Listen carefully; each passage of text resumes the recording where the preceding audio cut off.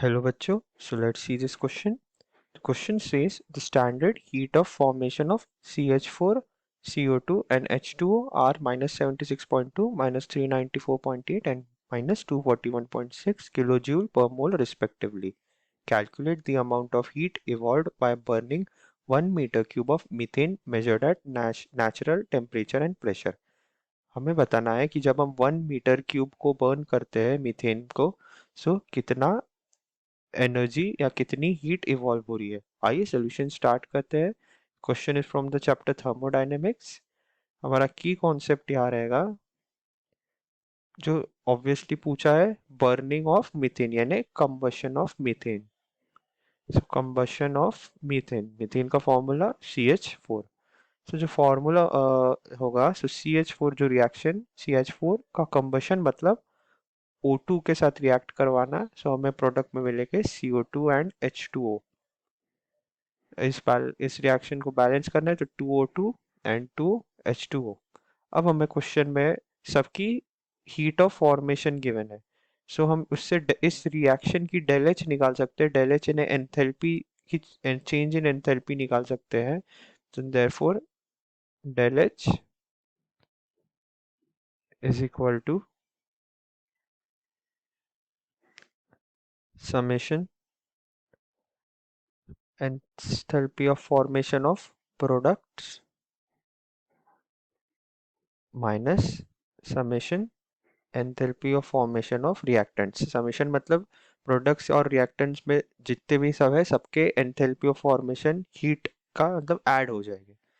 सो इससे हम पहले प्रोडक्ट्स की बात करते हैं। तो प्रोडक्ट में गिवन है CO2, so enthalpy of formation of CO2 and उसकी वैल्यू हमें गिवन है -394.8, -394.8 पर मोल। सो एक ही मोल है।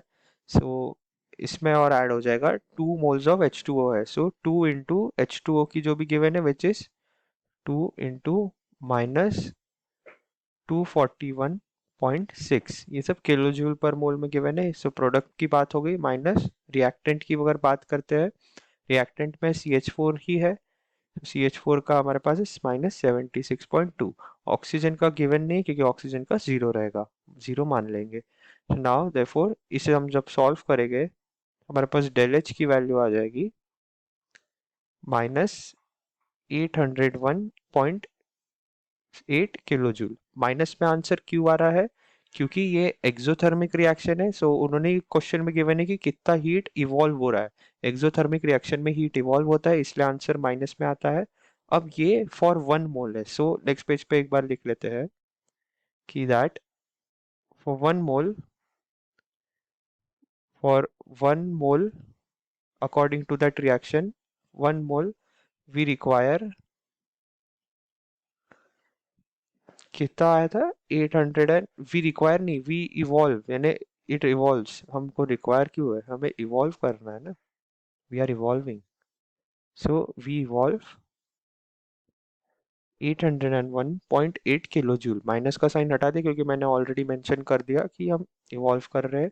सो देयरफॉर 1 मोल को हम लीटर में कन्वर्ट करते हैं क्योंकि 1 metre cube is equal to 1000 litre, 1000 liters। Therefore for 22.4 liters यानी 1 mole we evolve 801.8 kilojoule.